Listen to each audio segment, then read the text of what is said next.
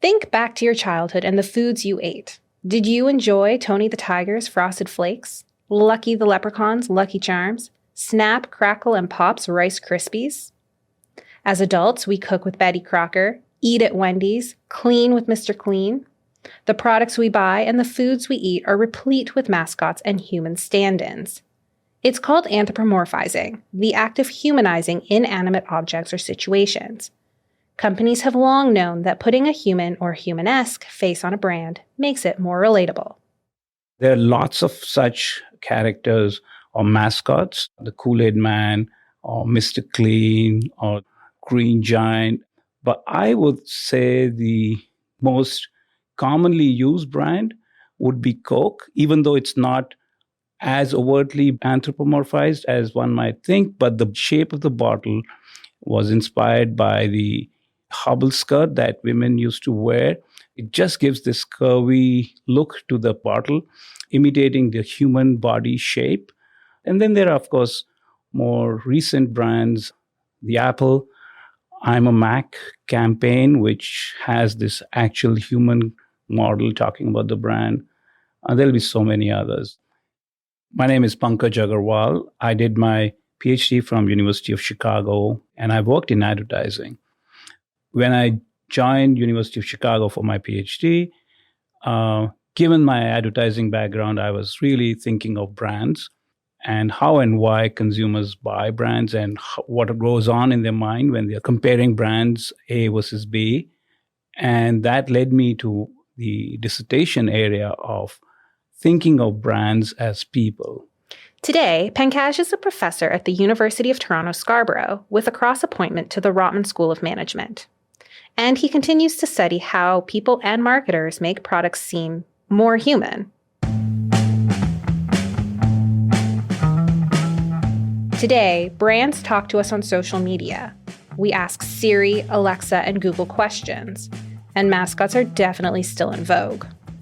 In the world of marketing, anthropomorphizing isn't a new phenomenon. But the rules are changing and brands need to keep up.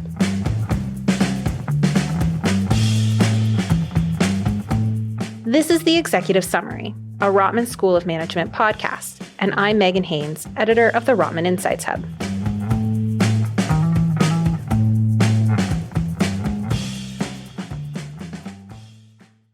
We often start anthropomorphizing objects as children. We pretend our toys come to life and can talk to us. We get upset when our dolls or our teddy bears are injured. We see humanness in the clouds, the trees, the animals around us. Kids primarily want to make friends. One of the reasons why kids anthropomorphize is to see this non-human entity like a friend, somebody they can connect with. So social connection becomes a really important reason why kids anthropomorphize. But well into adulthood, we continue to give objects human characteristics. The second reason why people anthropomorphize is to make sense of the world around us. When we don't understand something that's going around us, often using the human schema, as we call it, because we are humans, we understand ourselves best, using that humanness to make sense of things that are non-human. There are many types of anthropomorphization. Mascots, physical representations of a brand in a human-like form, are probably the clearest example. We also project celebrities onto companies when they act as spokespeople. Jennifer Aniston and Aveeno, or Michael Jordan and Nike. But we also imbue companies and products with human traits. Think TD, the friendly bank, or Apple, the creative company. We impose physical characteristics on brands, like the curvy Coke bottle or the meandering Roomba. But however we humanize a product, it changes the way we interact with it. When we use the human lens to see a brand, we tend to relate to them as we relate to humans. We form relationships with brands, much like our social relationships. So brands may seem like they are our committed partners and we are kind of loyal to them, or we may feel emotionally connected. One of the things about relating to brands or seeing them as humans is we tend to almost unconsciously apply human norms. How we supposed to interact with brands ends up being borrowed from our social interactions with other people. So this example of President Obama comes to mind, where he was visiting Japan and he was being shown a robot, some latest technology. President Obama, his foot touched the robot and he immediately said, "I'm sorry." Obviously, that doesn't make sense to apologize to a machine, but when a robot looks like a human, you tend to use human behavior, human norms, human etiquettes. When we humanize brands, it means we're less likely to throw a product away. Can you imagine trashing your favorite reliable aunt? No. So why would you toss your trusty car, whom you've lovingly named Irma? Pankaj's research even shows we use humanized products as extensions of ourselves. Take sometimes negative traits like dominance. When it comes to people, we often don't appreciate these characteristics, but in cars, we might seek out dominant-looking vehicles, those with wider headlights or aggressive-looking grills, because it allows us to display dominance in a socially acceptable way. It's sort of like dominance by extension, and by using a dominant looking product to get that trait or personality that you didn't have. We're also less likely to judge products on their features and functionalities when we anthropomorphize them. Typically, the traditional way of looking at products is look at the features and evaluate it on the functionality of it. But if we humanize the product, rather than looking at specific features, we tend to look at the brand or the product in a holistic manner.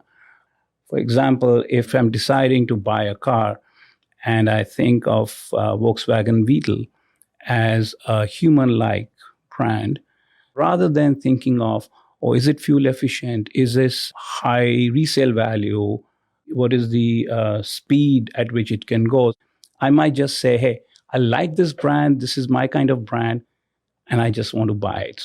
We're also far less likely to haggle on prices, apparently. I have actually a project going on with a co-author. We find that, especially in the used product market, when there is potential for price negotiation, we find that people are less likely to haggle, and people are actually willing to pay a higher price if they are buying a product, if it's anthropomorphized, rather than if it's just seen as an object. And then there's the truly funny body part analogy.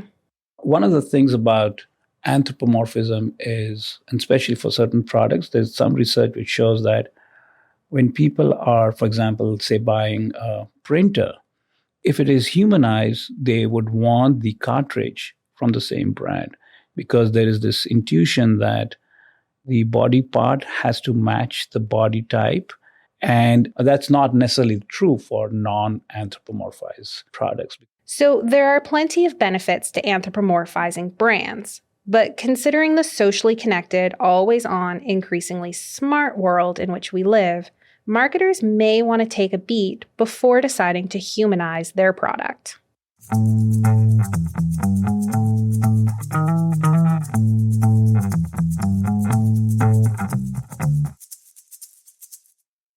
There are some real implications for when marketers begin adding human qualities to a brand, and they don't always result in higher sales.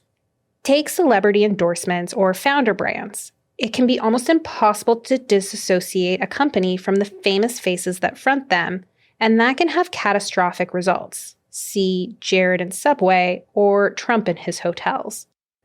And social media is changing the conversation, with consumers holding brands more accountable than ever for how they present themselves. If a brand holds itself up as a good neighbor, a friendly bank, a trusted partner, what happens when it breaks its word? Pretty much the same thing when people break promises. If I trust you and you break that trust, I am disappointed, and often I might feel, is this even the right relationship? Do I even want to talk to you again? One aspect of humanness is that humans are seen as intentional. So anything you do as a human are seen as what you intended to do, and you as a person. So if you do something that violates the relationship, I may actually get really upset because now I think whatever, it was not accidental. This is what you intended all along. When a brand or its celebrity endorser screws up, it's not surprising that anthropomorphized products take a hit. But there are potential unintended consequences to humanizing an object, even when the company has the best intentions. Take gender-neutral products. One of Pankaj's latest projects is looking at how we, the consumer, impose gender on products, specifically on anthropomorphized items. There is this concept in social psychology called androcentrism. The idea being that most societies are structured so that men become the kind of norm and women are the other gender. Women are otherized, so to say, and that's true for brands as well. So that's what we find interesting, that if you do not specify the gender but anthropomorphize, most people will think of that as a male brand. Researchers gave participants a choice between 3 anthropomorphized products, one with an overt male gender, one with an overt female gender, and one that was considered gender neutral. Men overwhelmingly opted for the male or gender neutral product, while women stuck with the female gendered one. In effect, what we are saying is that women have fewer options. If you think you're not genderizing, given the social structure, it's actually not true. Women still see it as a male brand, and therefore they don't like it as much as they might like a female version of a brand.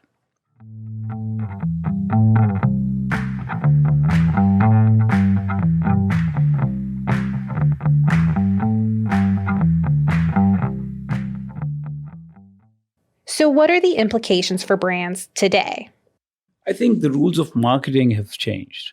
All right. So the fact that the world is interconnected, the fact that we have so many different ways of interacting means that if you anthropomorphize a brand, you better be able to talk to customers in a more direct way, in a more one-on-one way, which was probably not possible 30 years ago, with every brand having its own Facebook or Instagram page and having access to individual customers' data set, information, email, whatever.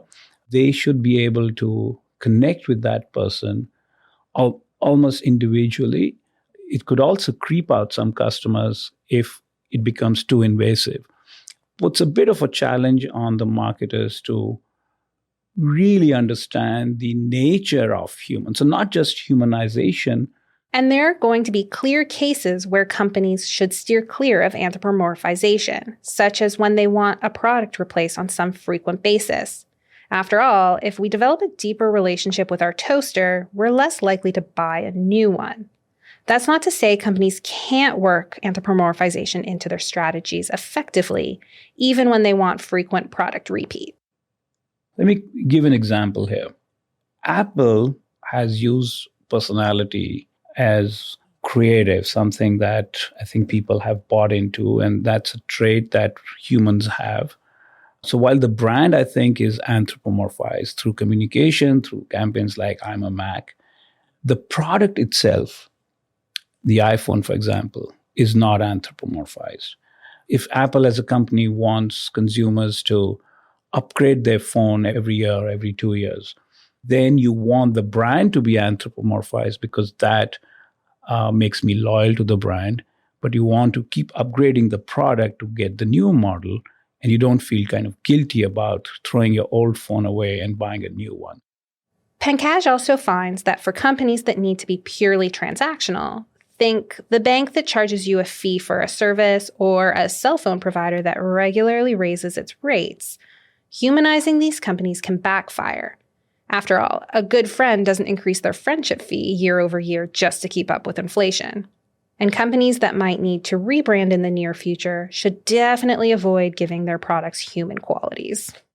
Repositioning a brand is going to be a tough thing for an anthropomorphized brand to do, primarily because if I see or I already think of that brand as a certain kind of human that I have a certain relationship with. And then tomorrow you tell me, hey, forget about that. We are a different person. We have a different personality. That is hard to reconcile with. So marketers might be better off either by rebranding it completely, having a different name, or just not starting off with an anthropomorphized version if they think there is a possibility of potential repositioning. And that's not to say that companies should steer clear of anthropomorphization altogether. I think in some ways it's better to be overtly clear to the consumers what gender, for example, the brand has, what personality trait your brand has, because that is the cue that people use to imbue on the brand. If you leave it abstract or vague, different consumers may think of it somewhat differently. And it's obviously going to be biased by, say, their own views of the world, their own views of humans. And that's not ideal, I think, for marketers. So it's better to be as clear as possible, whether it's giving it a name, whether it's giving it a personality through advertising, through commercials, whether it's kind of showing the celebrity or the mascot. Any of those things, I think, is better than just leaving it ambiguous. This has been the Rotman Executive Summary, a podcast bringing you the latest insights in innovative thinking from Canada's leading business school. Special thanks to Professor Pankaj Agarwal. We'll be back in a few weeks with Professor Rachel Rotman to talk about how to give better advice, just in time to make your New Year's resolutions. This episode was written and produced by Jesse Park and Megan Haynes. It was recorded by Dan Mazzata and edited by Avery Moore-Kloss. For more innovative thinking, head over to the Rotman Insights Hub and subscribe to this podcast on Spotify, Apple, Google, or SoundCloud. Thanks for tuning in.